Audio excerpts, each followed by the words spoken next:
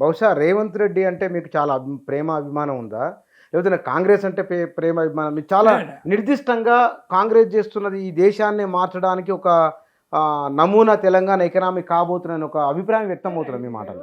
రేవంత్ రెడ్డితో నాకు పెద్ద పరిచయము, ఆయనతో నేను కలిసింది కూడా లేదు. 1-2 సార్లు మీటింగ్లో ఆ రోజు ప్రజాకోట్లో కలిసాం, ఇంకొకడ పబ్లిక్ మీటింగ్లో ఎక్కడో కలిసి మాట్లాడినాం. ఆయన పిసిసి ప్రెసిడెంట్ కాకముందు. ఇష్యూ అది కాదు. నేను BJP model versus Congress model ఎట్లా జాతీయ స్థాయిలో చూస్తున్నారు. జాతీయ స్థాయిలో చూసి నేను జడ్జిగా నన్ను పెట్టినప్పుడే మీరు ఇప్పుడున్న కేసీఆర్ వెల్ఫేర్ సిస్టమ్ కంటే ఇంకా 20% డబ్బు ప్రజల అకౌంట్లోకి పంపొచ్చు, తెలంగాణ స్టేట్ మేనేజ్ చేస్తుంది, దీని ఎకనామిక్ రిసోర్స్ సరిపోద్ది అని చెప్పిన కదా నేను చెప్పినోడిని ఇవాళ రేవంత్ రెడ్డి వచ్చిండా రాలేదా ఇష్యూ కాదు. నేషనల్ లెవెల్లో కాంగ్రెస్ మోడలు 2014 వరకు కూడా ఇప్పుడు బీజేపీ మోడల్ లాంటిదే. ఏది హైవే ఎకానమీ మోడల్. ఓకే, నేను నా రాతలలో ఏం చెప్తున్నానంటే సౌత్ ఇండియన్ మోడల్కు మీరు వెల్ఫేర్ మోడల్కి షిఫ్ట్ కాకుండా, దీన్ని ఒక రకంగా శూద్ర వెల్ఫేర్ మోడల్ అంటే అందరికి డిస్ట్రిబ్యూటివ్ ఊళ్ళో ఉన్న ఈ మోడల్కి షిఫ్ట్ కాకుండా మీరు బీజేపీని ఓడించలేరు. ప్రజల దగ్గరికి మీరు పోయి అదే రిలీజన్ గురించి మాట్లాడి అదే సెంటిమెంటు చేస్తే మీకు ఓటేయరు, వాళ్ళకే వేస్తారు. కనుక కాంగ్రెస్ మోడల్ మారాలి. రెండోది ఇంగ్లీష్ మీడియం విద్య. నేను ఎప్పటి నుంచో మాట్లాడుతున్నా, ఇంగ్లీష్ మీడియం స్కూల్ తయారు చేయాలి, గవర్నమెంట్ స్కూళ్ళన్నీ. అది జగన్ ముందాలు పట్టుకున్నాడు ఇక్కడికంటే. కేసీఆర్ దాన్ని అమలు చేయలే.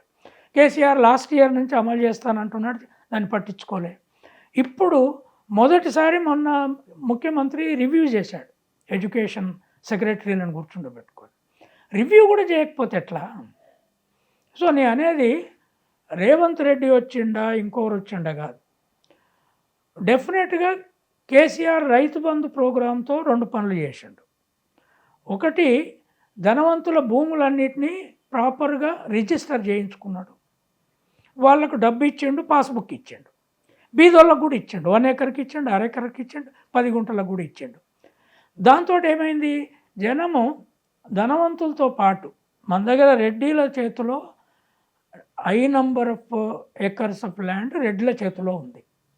మిగతా ఓబీసీల చేతిలో మన దగ్గర ఉన్న మొత్తం భూమిలో 70% ల్యాండ్ ఓబీసీల చేతిలో ఉంది. దళితుల చేతిలో మ్యాక్సిమం 5% ల్యాండ్ ఉండవచ్చు. మిగతా ఉన్న ల్యాండ్లో ఎక్కువ భాగం రెడ్ల చేతిలో ఉంది. 25 ఎకరాల పైన అంతా వాళ్ళు ఎక్కువ ఉంటారు. ఇక్కడో అక్కడో ఎవరన్నా ఇతర కులాలు ఉండొచ్చు, కాపులు ఉండొచ్చు, వాళ్లకు రైతు బంధు వచ్చింది. తర్వాత కేసీఆర్ ఏం చేశాడంటే ఈ ధరణి రాకముందే రైతు బంధు సిస్టంలో ఇంతకుముందు తెలంగాణ సాయుధ పోరాటంలో పంచి ఎవరైతే భూస్వాములు ఒరిజినల్ పట్టాదారులు తీసుకొని కౌలుదారులు ఓన్ చేసుకొని కాస్తు మీద ఉన్నారో వాళ్ళందరి వీళ్ళకి పట్టా చేసేసాడు. ఉత్తర తెలంగాణలో నక్సలైట్లు పంచినవన్నీ కూడా వీళ్ళకి పట్టా చేశాడు. ఇప్పుడు నక్సలైట్ బెనిఫిషియర్స్ తెలంగాణ సాయుధ పోరాట బెనిఫిషియరీస్ పోయినరు భూమి నుంచి. వాళ్ళు చాలా హ్యాపీగా ఉన్నారు. ఇప్పుడు ఆ రెడ్లు ఒకటి రియలైజ్ కావాలి, మీరు ధనవంతులు మొత్తం మాకే అన్నీ కావాలనుకుంటే ఇప్పుడు కాంగ్రెస్ కూడా దీన్ని నడపలేదు. కేసీఆర్ పరిస్థితి కంటే ఇంకా అన్యాయంగా చేస్తారు. కనుక ఎక్కడో ఒకడ రైతు ఈ ఈ ఇంతకుముందు బంధు, ఇప్పుడు రైతు ఏది కాంగ్రెస్ పేరు రైతు భరోసా ఉందో, ఎక్కడో ఒకడ 10 ఎకరాల 7 ఎకరాల 12 ఎకరాల ఎక్కడో ఒక లిమిట్ చేసి పెద్ద భూముల వాళ్ళకి ఇవ్వద్దు, ఆపేసేయాలి.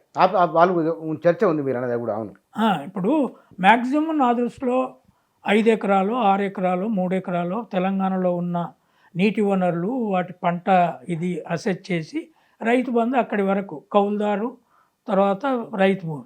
ధనవంతులంతా కేసీఆర్ పీరియడ్లో తీసుకుంటామన్నట్టు తీసుకుంటే ఇది కరెక్ట్ కాదు.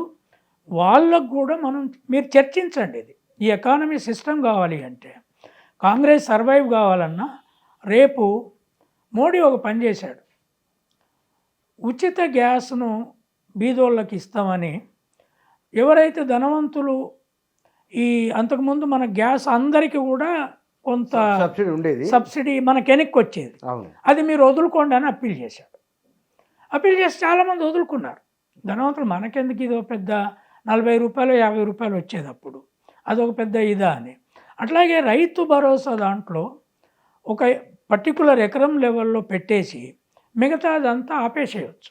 ఒక డిబేట్ పెట్టి పబ్లిక్ కన్సెన్సస్ తీసుకొని ఇది న్యాయం కాదు, సోషల్ జస్టిస్లో కానీ ఎకనామిక్ జస్టిస్లో ఇది కాదు అని. ఎందుకంటే కేసీఆర్ చెప్పాడు కానీ కాంగ్రెస్ చెప్పాల్సి వచ్చింది. అది చెప్పకుండా మళ్ళీ వాళ్ళు అటే వేస్తారు వచ్చింది. నేను అనేది ఏంటి అంటే ఓవరాల్గా వీటిని రివ్యూ చేయబడతాయి, వీటిని ప్రజల్లో చర్చించాల్సి వస్తుంది. కొంతమంది ఏదొచ్చినా తీసుకుందాము అనుకుంటూ ఉంటారు. 18 ఏళ్ళ ఆడామికి వచ్చే 2500 తీసుకుంటారు, తర్వాత అక్కడ కూలి బంధు తీసుకుంటారు, ఇక్కడ రైతు భరోసా తీసుకుంటారు, అక్కడ నిరుద్యోగి తీసుకుంటారు. ఇట్లా అన్నీ మనకే అంటే కాదు కాదు కాదు వ్యవస్థను ఎక్కడో ఒకడ మోరల్ వెల్ఫేర్ సిస్టంలోకి తేవాలి. ఇక్కడ సార్ ఇవన్నీ మాట్లాడినా కదా, రేవంత్ రెడ్డి ముందున్న సవాళ్ళు ఒక 3-4 ఏమైనా ఉన్నాయా, లేవా, ఉంటే ఏమున్నాయి? రేవంత్ రెడ్డి పరిపాలన కేసీఆర్ పరిపాలన లాగా వ్యక్తి నిర్ణయం మీద ఉంటే కష్టం, అది ఉండడానికి స్కోప్ లేదు అక్కడ. ఒకటి, ఇది నేషనల్ పార్టీ. రేవంత్ రెడ్డి క్యాబినెట్లో సిస్టమేటిక్గా డిస్కస్ చేసి ఒక కన్సెన్సస్ ఎవాల్వ్ చేసుకొని చేయకపోతే కింద క్యాబినెట్లో చాలా పోటీ పడే శక్తులు ఉన్నాయి. ఇప్పుడు శ్రీనివాసరెడ్డి ఉన్నాడు, ఏది మన ఖమ్మం పొంగులేటి శ్రీనివాసరెడ్డి, లేదా బట్టి ఉన్నాడు, విక్రమ్ కుమార్ ఆయన ఉన్నాడు, మాజీ PCCI అధ్యక్షుడు. వీళ్ళందరూ సీనియర్ లీడర్లు. తర్వాత శ్రీధర్ బాబు ఉన్నాడు, వీళ్ళందరూ ఎక్స్పీరియన్స్ లీడర్లు. తర్వాత కాంగ్రెస్లో రీజనల్ పార్టీ లాగా అధ్యక్షుడు ఏది చెప్తే అదే వినాల్సిన పని లేదు, వాళ్ళు తిరిగి అట్లా కాదు ఇట్లా అని చెప్తారు. వీళ్ళందరూ చెప్తే కూడా నడవకపోతే పైన కేంద్ర పార్టీ ఉంటుంది, ఇది రెగ్యులేట్ చేయాల్సి వస్తుంది. కనుక రేవంత్ రెడ్డి ప్రభుత్వము కేసీఆర్ ప్రభుత్వం లాగా నడిచే ఆస్కారం లేదు. వీటన్నిటి మీద ప్రాపర్గా చర్చలు జరగాలి, వీటన్నిటి మీద రూల్స్ ఫ్రేమ్ కావాలి. ఇది అన్నీ లేనప్పుడు ప్రజలకు ఎక్స్ప్లెయిన్ చేసి కొంతకాలం తగ్గిస్తామని చెప్పుకోవచ్చు. ఒక సిస్టమ్ని ఎవాల్వ్ చేయాలి కదా. After all people understand. నేను దోసుక తినడానికి లేరు పీపుల్. తర్వాత ధనవంతులు కూడా బీదోళ్ళ వైపు చూడాలి. ఇది లేకపోతే ప్రజాస్వామ్యంలో వెల్ఫేర్ వ్యవస్థ నడవదు.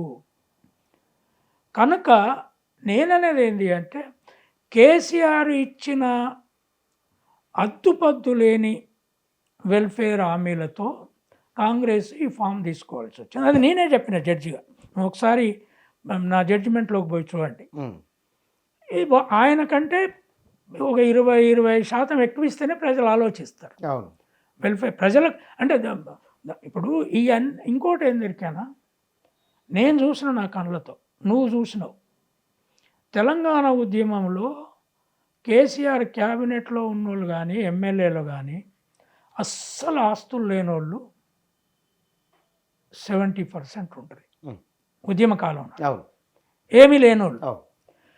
ఈ కేసీఆర్ ప్రభుత్వము ఆయన ఇచ్చే రైతు బంధు ఇచ్చి, కళ్యాణ లక్ష్మి ఇచ్చి, తర్వాత కిట్ ఇచ్చి, తర్వాత దళిత బంధు కొంత ఇచ్చి అప్పులు చేసేట్లో ఒక్క ఎమ్మెల్యే కూడా దిగిపోయే నాటికి 150 కోట్లకు తక్కువ లేడు.